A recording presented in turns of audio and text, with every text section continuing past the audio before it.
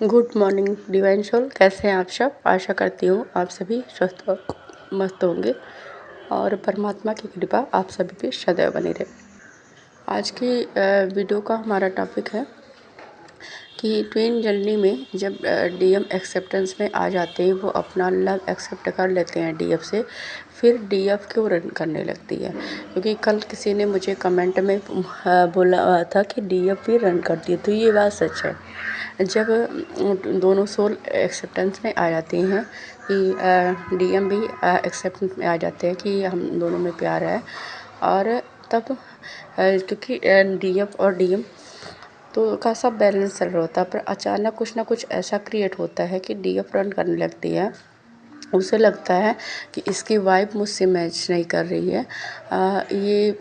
कुछ ना कुछ ऐसा कारण बनता ही जाता है कि डीएफ बार बार रन करने लगती है। तो इसका कारण ये है, सबसे पहली बात, ये जर्नी ही रनर चेजर की होती है जब तक दोनों पूर्ण रूप से बैलेंस नहीं हो जाते हैं।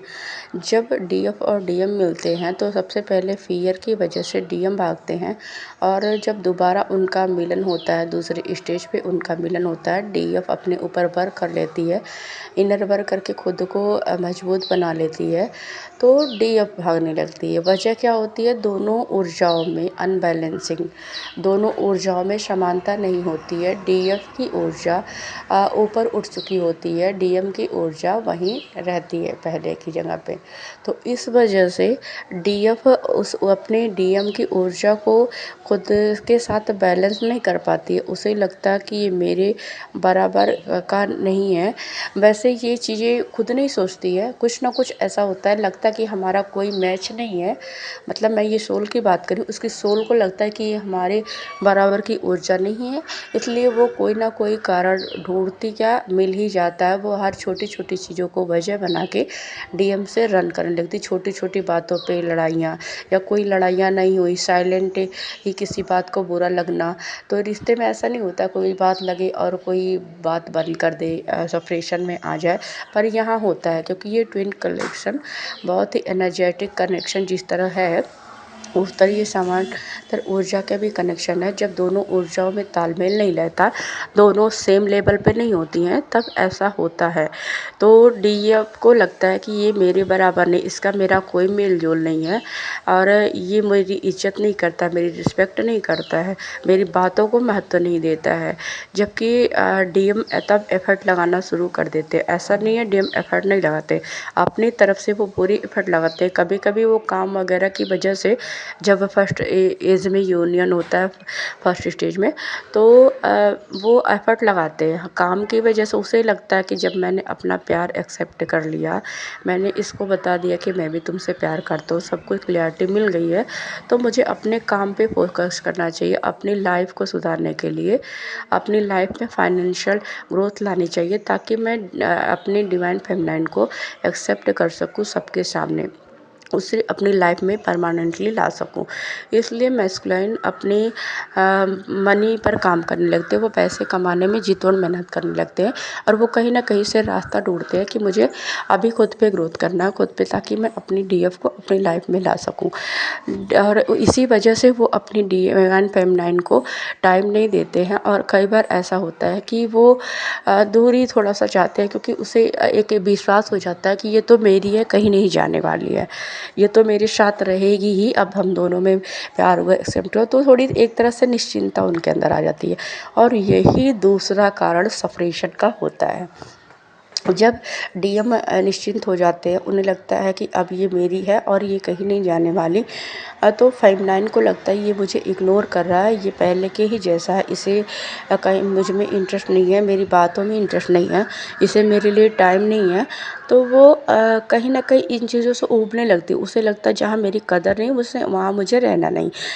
पर सोल लेवल पे कहे बात, तो ये ऊर्जाओं का डिसबैलेंस होता है। इस वजह से ये सब थॉट हमारे मन में आते हैं कि हम एक दूसरे को समझ नहीं पाते हैं, तो डीएफ रन करने लगती हैं। डीएफ रन करती हैं, फिर कहीं ना कहीं से डीएफ फिर अपने ऊपर और भी काम करने लगती है।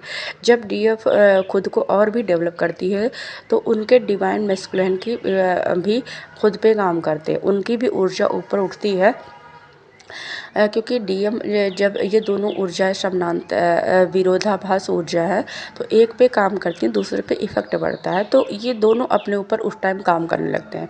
दोनों को स्पिरिचुअल अवेकनिंग दोनों की हो जाती है। और डीएम को भी पता चल जाता है कि ये सब डिवाइन का कनेक्शन है, और मुझे अपनी फेमिनाइन को पाने के लिए डिवाइन से ही प्रेयर करना चाहिए। अपनी लाइफ में उससे लड़ने के लिए एक ही रास्ता बस मात्र बचा है, डिवाइन। और इसलिए ये डिवाइन को सरेंडर होने लगते हैं और उन पे फेथ भी पा जाते हैं। तो डिवाइन के आगे इनका सिर झुकाते हैं, उनकी प्रेयर और प्रार्थना में जुट जाते हैं।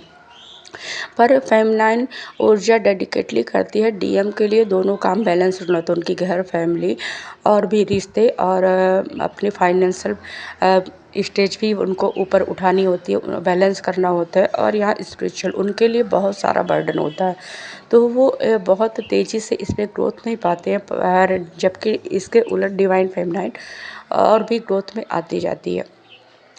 फिर डीएम को रहा नहीं जाता है, क्योंकि डीएम को पता है ये इसके बिना मैं नहीं रह सकता हूँ। अगर ये मेरी लाइफ में नहीं रही तो मुझे सुकून नहीं है। डीएम फिर दोबारा आते हैं। फिर उन दोनों में पहले जैसा जहाँ से जो ख़त्म हुआ था वहीं से, ऐसा नहीं है कि जब डीएम दोबारा आते हैं तो फिर लड़ाई झगड़े, वो अपनी अपनी बातों को एक दूसरे के सामने भले ही रखेंगे, लेकिन प्यार दोनों में वैसे ही फिर से शुरू हो जाता है। फिर से कहीं ना कहीं डीएम पहले से ज़्यादा ध्यान भी नहीं लगते हैं डीएम पे। उन्हें पता चलता है कि अगर हम टाइमिंग का मैटर है, वो टाइम जैसे ही टाइम पाते हैं अपने डीएम के साथ कनेक्ट होने की कोशिश करते हैं। पर और उनके लाइफ में कुछ ना कुछ ऐसा ट्रॉमा तब भी चल ही रहा होता है कि जिस वजह से वो पूरा डेडिकेशन तो नहीं दे पाते, क्योंकि पुरुषों को हमेशा ही हर चीज़ देखना पड़ता है, बाहर भी घर का ही, इसके उनके पास बहुत सारी जिम्मेदारियां होती हैं, इसलिए वो पूरी डेडिकेशन नहीं दे पाते हैं। फेमिनाइन अपनी ऊर्जा में महत्व होती है, वो डिवाइन से ऊपर सरेंडर रहती है, इसलिए उसका पूरा फेथ डिवाइन पे होता है। तो वो अपनी ऊर्जा को इतना बैलेंस कर लेती है ना कि उसको किसी की ज़रूरत नहीं होती है। उसे ऐसा लगता है कि अगर मेरी लाइफ में कोई ना भी रहे तो मैं मस्त हूँ, क्योंकि उसने सेल्फ लव करना सीख लिया, उसने डिवाइन्स के ऊपर फेथ करना सीख लिया, उसने ये हर बात में ये मानना सीख लिया कि जो होता है डिवाइन की मर्जी से होता है। तो डीएम आए जाए उनसे फ़र्क पड़ना बंद हो जाता है। डीएम उसकी लाइफ में रहते हैं तो भी वेल गुड, नहीं रहते हैं तो भी उसे ज़्यादा फ़र्क नहीं पड़ता है। तो इस बात से उसे वो इतना महत्व नहीं देती है, डीएम को अपनी जर्नी पे महत्व देती है, अपनी स्पिरिचुअल ग्रोथ पे महत्व देती है, अपने ऊपर वो काम करती ही रहती है और धीरे धीरे वो और भी डेवलपमेंट में आती रहती है। तो होता है यहाँ क्या है, दोनों जो मतलब साथ तो काम शुरू करते हैं दोनों, पर डीएम उतना डेडिकेशन से नहीं करते, तो इस वजह यहाँ भी डिसबैलेंसिंग होता है, ऊर्जाओं का डिसबैलेंस होता है। डीएफ का सोल मर्जिंग होता है डिवाइन से, क्योंकि वो जब एक ग्रोथ में आती जाती है, डिवाइन पे सरेंडर हो जाती है, वो ऊब चुकती है इन चीज़ों से। उसे लगता है इस दुनिया में कोई है ही नहीं और मुझे कोई चाहिए नहीं, बस मुझे डिवाइन चाहिए, उनका साथ चाहिए। और वो बोलती हमेशा डिवाइन से बातें करती है, डिवाइन में खो जाती है, डिवाइन को मतलब जिस भी गॉड को आप मानते हैं उनकी ही बातें करके उनसे बोलती है कि आप ही मेरे हो, आपको ही मैं प्यार करती हूँ। उसके अंदर एक है प्रेम की भावना, जो पहले डीएम के प्रति वो डिवाइन के प्रति आ जाती है। जैसे ही वो लव यू भगवान को ही लव यू बोलती है, उसे सब मतलब मेरा प्यार आप हो और मुझे आप चाहिए, मुझे और कोई नहीं चाहिए, उसके मन में ऐसी भावनाएं आने लगती है। तो ये टाइम में होता है डिवाइन से डीएफ की सोल मर्जिंग का। तो सोल मर्जिंग जब डिवाइन से डीएफ की होती है तो उसके अंदर ना कोई चाह नहीं, कोई मोह नहीं, बस डिवाइन के अलावा कुछ डिजायर उसके अंदर रह ही नहीं जाती है। तो जब डिजायर नहीं है तो किसी की इम्पोर्टेंट कहाँ रहती है उतनी। यहाँ उलट क्या होता है, डीएम के को डीएफ की डिजायर होती है, क्योंकि उनको लगता है ये मेरी लाइफ में नहीं तो कुछ भी नहीं है। तो डीएफ उतना वो नहीं करते कि हर बात पे अरे इसे नहीं जाने देना, किसी भी चीज़ से इसको पकड़े रखना है। तो वो छोटी छोटी बातों पे अपने डीएम से मतलब गुस्सा हो जाती है और फिर दोनों में बातें बंद हो जाती हैं और फिर आता है सफरेशन का फेज, फिर आ जाता है। इधर से सोल मर्जिंग डिवाइन से होती है, फिर भी दोनों सेपरेट हो जाते हैं। सेपरेट हो जाते हैं, फिर ऐसा स्टेज आता है कि डीएम फिर आते हैं वापस। तो कुछ दिन बाद ऐसा होता है, डीएम काम करते हैं, पर उन्हें डिवाइन से दिखाया जाता है कि ये तुम्हारी ही ऊर्जा है, इसे तुम्हें साथ लेके चलना, अलग अलग नहीं रहना।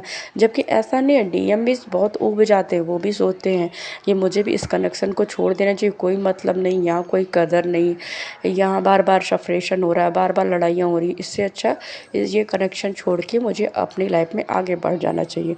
पर यहाँ तो होता है डिवाइन का खेल, डिवाइन अपना खेल दिखाते हैं, वो कहाँ अलग होने देंगे। वो जब दोनों समानांतर हो जाए, इन दोनों को साथ रहने के लिए बनाया, तो अलग क्यों होने देंगे।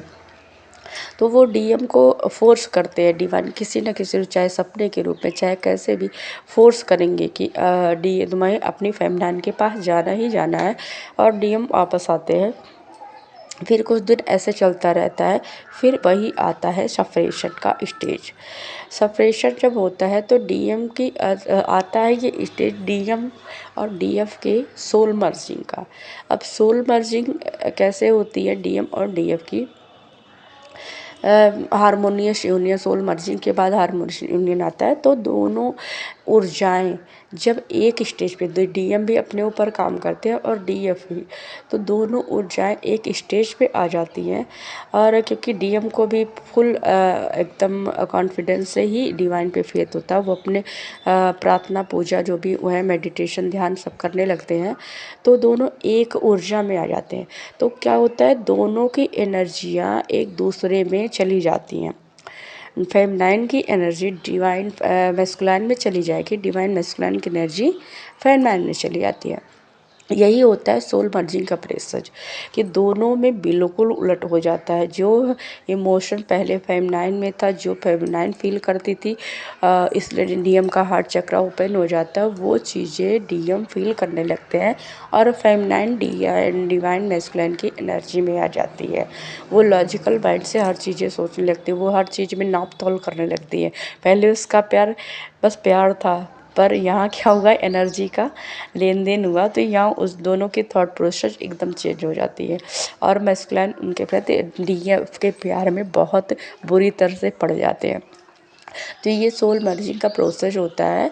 उसके सोल मर्जिंग का जब प्रोसेस हो जाता है तो कहीं ना कहीं दोनों में एक तरह से बैलेंस तो बनने लगता है। दोनों इस प्यार को, डिवाइन कनेक्शन को, अपनी जर्नी को समझने लगते हैं और कंटिन्यू अपने ऊपर काम करते हैं। फिर आता है डिवाइन का खेल, एक बार और सेपरेशन, और सेपरेशन के बाद हारमोनियस यूनियन का टाइम।